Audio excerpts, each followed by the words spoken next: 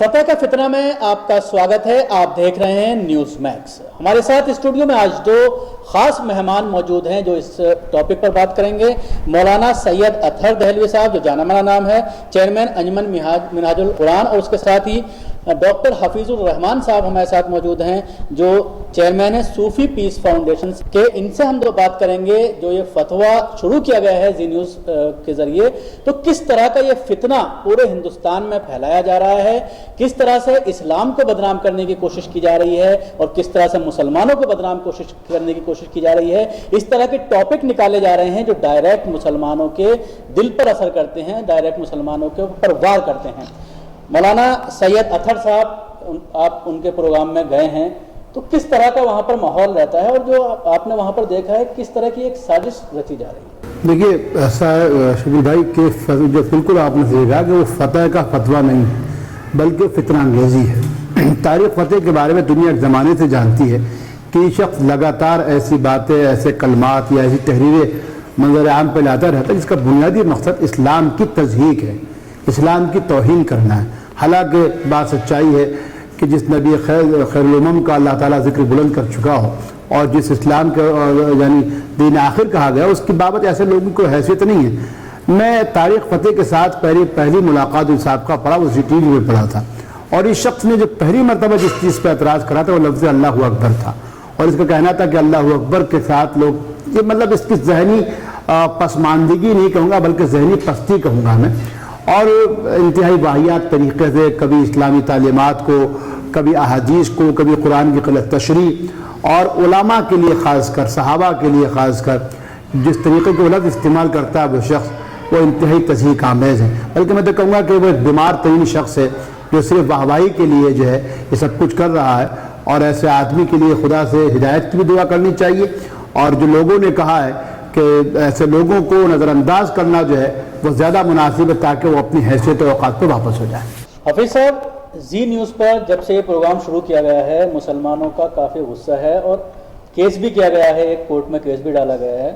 تو زی نیوز اس طرح کے پروگرام سے کیا ثابت کرنا چاہتا ہے؟ دیکھیے, بنیادی اعتبار سے جب سے مرکز میں نریندر مودی کی حکومت بنی ہے اس وقت سے تمام اسلام اور مسلم دشمن طاقتیں اس دیش کے اندر بے لگام ہو گئی ہیں. لوگوں کو ہم سے نفرت ہو سکتی ہے, اگر ہم سے کسی کو نفرت ہے تو ہمارے ساتھ آرگومنٹ کرنا, ہمارے ساتھ ڈیبیٹ کی اسے کھلی آزادی ہے, لیکن کسی بھی مذہب پر انگلی اٹھانے کی, کیونکہ ہم جس مذہب مہذب اسلام کے ماننے والے ہیں اس نے واضح قرآن پاک میں جہاں ان الدین عند اللہ الاسلام کہا وہاں لکم دینکم ولی دین بھی کہا, اور یہ واضح کیا کہ دوسروں کے مذاہب کو, دوسروں کے مذہبی رہنماؤں کو کبھی برا مت کہو, یہ ہمارے مذہب کی تعبیر ہے. وہی بنیادی اعتبار سے طارق فتح جیسے لوگ جب سامنے آتے ہیں جو رسول کریم کی بھی توہین کرتے ہیں, مذہب اسلام کے بھی گستاخ ہیں, تو ان کے لیے ہمیں کلام پاک کی وہ آیات نظر آتی ہے کہ جب ولید ابن مغیرہ نے سرکار دو عالم صلی اللہ علیہ وسلم کی شان میں گستاخی کی تو اس کے بارے میں کچھ آیات نازل ہوئی. اس میں 10 خامیاں ولید ابن مغیرہ کی بیان کی گئی, جس میں 9 برائیوں کو وہ جانتا تھا ولید ابن مغیرہ کے اس کے اندر ہیں, لیکن وہ حرامی النسب تھا, اپنے باپ کی اولاد نہیں تھا. اس کا تعلق ماں سے ہوتا ہے کیونکہ ماں جانتی ہے کہ اس کے پیٹ میں پلنے والا بچے کا باپ کون ہے. چنانچہ جب وہ تمتما گیا غصے سے اور اپنی ماں سے جا کے پوچھا تو اس کی ماں نے کہا کہ بیٹا محمد جو کہتے ہیں, قرآن جو کہتا ہے وہ سچ ہے, تو اپنے باپ کی نہیں بلکہ ایک چرواہے کی اولاد ہے, تیرا باپ نامرد تھا اس لیے چرواہے سے میرا تعلق ہو گیا اور وہیں تیرا یہ نطفہ قرار پایا. تو جب ہم سیریز کے ساتھ دیکھتے ہیں, ولید ابن مغیرہ کے بعد سلمان رشدی نے جب سیٹنک ورسز لکھی تو سلمان رشدی کے بارے میں بھی بعد میں اخبارات نے یہ شائع کیا کہ اس کی ماں ایک آوارہ اور فاحشہ عورت تھی اور وہ UK کے عیسائیوں میں رہی اور وہیں اس کا نطفہ قرار پایا. لہٰذا چاہے وہ ولید ابن مغیرہ ہو, چاہے سلمان رشدی ہو, چاہے تسلیمہ نسرین ہو, اور چاہے آج کا یہ طارق فتح ہو, یہ سب سے پہلے اپنا DNA ٹیسٹ کرائیں کیونکہ قرآن کے نظریے کے مطابق یہ حرامی النسب ہیں, اس پر ہمارا یقین ہے. بہت بڑی بات کہی ہے اطہر صاحب انہوں نے, لیکن ایک چیز جو سوشل نیٹ ورک پر آ رہی ہے اس پورے معاملے کو لے کر, مسلمانوں کی اگر رائے دیکھا جائے تو ان کا یہ کہنا ہے کہ اس پروگرام کا مسلمانوں کو پوری طرح سے بائیکاٹ کرنا چاہیے. جب مسلمان اس ڈسکشن میں نہیں جائیں گے تو اپنا آپ یہ پروگرام بند ہو جائے گا. لیکن اس کے باوجود کئی لوگ ہیں جو ہمیشہ جو ہے اس پروگرام میں نظر آتے ہیں, تو کس طرح کا لوگوں کو اس سے کیا بچنا چاہیے یا جانا چاہیے؟ دیکھیے پہلی چیز تو ہے کہ یقینی طور سے یہ پروگرام اپنے آپ میں جو ہے وہ وزارت اطلاعات و نشریات کے جو نارمس ہیں، جو اس کے اصول و ضوابط ہیں، اس کی قطعی خلاف ورزی ہے. چونکہ کسی بھی بیرونی شہری کو آپ اپنے ملک کے اندر جو ہے، یا آپ مجھ سے بہتر جانتے ہیں، اس طریقے کے پروگرام کرنے کی اجازت نہیں دیتے. لیکن آج جو انکشاف ہوا وہ یہ ہوا ہے کہ اس سلسلے کے اندر جو ہے حکومت ہند نے باقاعدہ، جو حفیظ صاحب نے کہا، حکومت ہند نے باقاعدہ اس میں دخل اندازی کرتے ہوئے، بلکہ اس میں جو ہے اس کے لیے خاص مراعات دی، اور یہ زی ٹی وی کو اس کی مراعات کا خط دیا گیا کہ آپ اس کے ساتھ یہ پروگرام کر سکتے ہیں. تو کہیں نہ کہیں میں سمجھتا ہوں کہ اس میں سیاسی سرپرستی بھی جو ہے وہ اس کو حاصل ہے. دوسری چیز یہ ہے کہ اس شخص کے ساتھ ہم نے پہلے دن بھی کہا تھا کہ آپ اس کو جیسے حفیظ صاحب کی اپنی رائے ہے، لیکن میرا کہنا یہ ہے کہ ایسے لوگوں کو نظر انداز کرنا،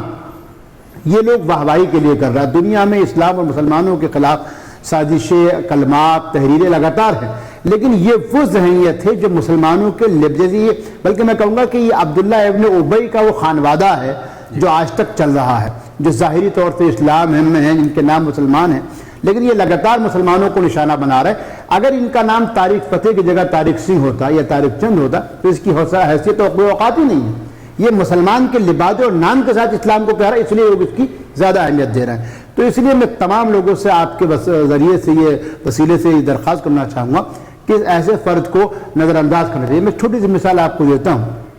تصوف ہی نہیں بلکہ علم حدیث اور علم تفسیر کا بڑا ایک نام ہے شاہ عبدالعزیز محدث دہلوی رحمہ اللہ، جو دہلی میں اس وقت آرام فرما رہے ہیں. حضرت شاہ صاحب رحمہ اللہ کے زمانے میں کچھ لوگ جو ہے وہ جناب پیغمبر علیہ السلام کی ایک تصویر بنا کے لائے، ایک ان کی پینٹنگ بنا کے لائے،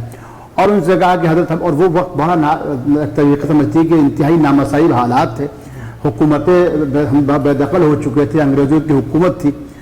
بہت کسمہ پرسی کا حال تھا. تو اس نے کہا کہ مجھے کیا کرنا چاہیے. شاہ صاحب نے جو اس کا جواب دیا وہ یہ دیا، جس کو ہم کہتے ہیں نظر انداز. انگریزی میں حفیظ صاحب ماشاء اللہ اور آپ دونوں لوگ جانتے ہیں، انگریزی کے بہترین جملہ اس کا لفظی معنی یہ ہے کہ کسی کو نظر انداز کر دینا اس کی ذلت کے سوا اور کچھ بھی نہیں. تو شاہ صاحب نے کہا تصویر آپ کی اچھی، میں یہ چاہتا ہوں کہ پیغمبر علیہ السلام ہر عمل خیر کی ابتدا وضو سے کرتے تھے، اس لیے اس تصویر کو میرے ہاں اندر لانے سے پہلے وضو کرا دیا جائے. اس میں 5 لوٹے پانی ڈالے گئے، تصویر اپنے آپ صاف ہو گئی. تو طارق فتح جیسے لوگوں پہ، چونکہ اسلامی حکومت نہیں ہے، اور جو حفیظ صاحب نے اس کو میں آگے بڑھاؤں گا، جہاں پہ یہ حالات ہو کہ ہم ہر کسی کا احترام رکھتے ہیں. جس جموں کشمیر میں چونکہ تصوف کی بات، خود ہمارے حفیظ صاحب بھی تصوف سے تعلق رکھتے ہیں، میں خود ایک صابری چشتی ہوں.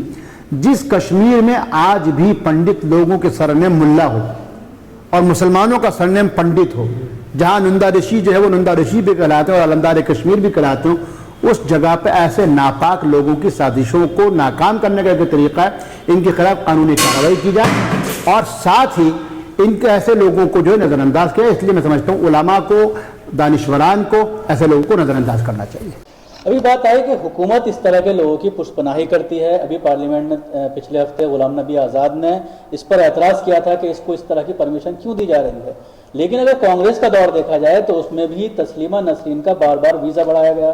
سلمان رشدی کو باقاعدہ سرکار نے پشت پناہی حاصل کی. تو یہ پوری طرح سے چاہے وہ کانگریس کی بات کریں یا بی جے پی کی بات کریں، تمام پارٹیاں اگر مسلمانوں کا معاملہ آتا ہے تو سب ایک ہی طرح کی نظر آتی ہیں. دیکھیے یہ حکومتوں کا ذہنی دیوالیہ پن ہے.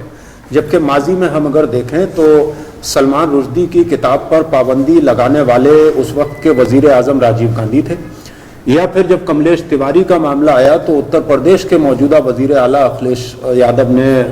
اس پر پابندی ہی نہیں لگائی بلکہ اس کو جیل کے اندر بھی ڈالا، اس پر NSA بھی لگائی. تو جب حکومتیں اپنے فرض سے غافل ہو جاتی ہیں تو پھر اس ملک میں بے راہروی کا آنا لازمی ہو جاتا ہے. یہ جو موجودہ حکومت ہے وہ پشت پناہی کرتے تھے عالمی حکومتوں کے دباؤ کے نتیجے میں. تسلیمہ نسرین کو ویزا دیا جاتا تھا امریکہ اور UK اور ان طاقتوں کے کہنے میں، اس میں مغربی بنگال کی کمیونسٹوں کی حکومت بھی شامل تھی اور دیش کی کانگریس کی حکومت بھی شامل تھی جو UPA کی حکومت تھی. لیکن آج کی جو حکومت طارق فتح کو بلا کر مہمان بنائے ہوئے ہے اور زی ٹی وی جیسے لوگ اسے پروموٹ کر رہے ہیں، وہ اس مقصد سے کر رہے ہیں کہ انہوں نے کئی سارے ایسے تجربے کیے، چاہے وہ ٹرپل طلاق، یونیفارم سول کوڈ کا مسئلہ ہو، اس سے ان کا کام نہیں بنا. اس کے علاوہ اور انہوں نے ایشو اٹھائے تو انہوں نے طارق فتح کو وہ اس لیے لائے ہیں تاکہ یہ 5 صوبوں میں جو ان کے پاؤں کے نیچے سے زمین کھسک رہی ہے، 3 سال میں جو 125 کروڑ چلاتے تھے، ان کے پاس اپلبدھیوں کے سامنے گنانے کے لیے کچھ نہیں ہے 3 سال میں ان کے کارناموں پہ۔ نہ بھارت میں کہیں صفائی ہوئی ہے بلکہ ان کی صفائی ہونا شروع ہو گئی ہے۔ تو اس خلا کو مٹانے کے لیے وہ ایشو کو بار بار ڈائیورٹ کرنا چاہتے ہیں، اور اس ایشو کو ڈائیورٹ کرنے کا مقصد یہ ہے کہ تاکہ مسلم اور ہندو ووٹ پولرائز ہو اور ہندو ووٹ کا انہیں فائدہ ہو۔ ہندوستان کے عام ہندو کی جنگ اسلام سے نہیں ہے، اسلام کی جنگ ہندوازم یا کسی بھی مذہب سے نہیں ہے، اس لیے کہ اسلام تو انسان کو انسان بنانے کے لیے آیا ہے۔ اس لیے جب کملیش تیواری نے یہ حرکت کی تو بیشتر ہندوؤں نے بھی اس پہ لعنت و ملامت، بلکہ وہ جس آرگنائزیشن کا تھا اس نے بھی اس کو باہر کا راستہ دکھایا اور اس کے خلاف آواز بلند کی۔ تو ہم جس ملک میں رہتے ہیں، اس ملک کی خوبصورتی ہی یہ ہے کہ یہ مختلف دھرموں کا، تہذیبوں کا، زبانوں کا احترام کرتا ہے۔ میں یہ سمجھتا ہوں کہ یہ جو کوشش ہندوستان کی آزادی کے متوالوں نے کی تھی اور 70 سال تک جس کو قائم رہا، اس کو ٹارنش کرنے کے لیے، اس کو نیست و نابود کرنے کے لیے اس حکومت نے قسم کھا رکھی ہے۔ اس کے پاس اپلبدھیوں کے نام پہ کچھ نہیں ہے، اس لیے یہ اپنی کمزوریاں طارق فتح جیسے ذلیل ترین لوگوں کے ذریعے چھپانا چاہتی ہے۔ اور اپنی قوم سے ہم یہ اپیل کرنا چاہیں گے کہ ہماری قوم کو چاہیے کہ مکمل طور پر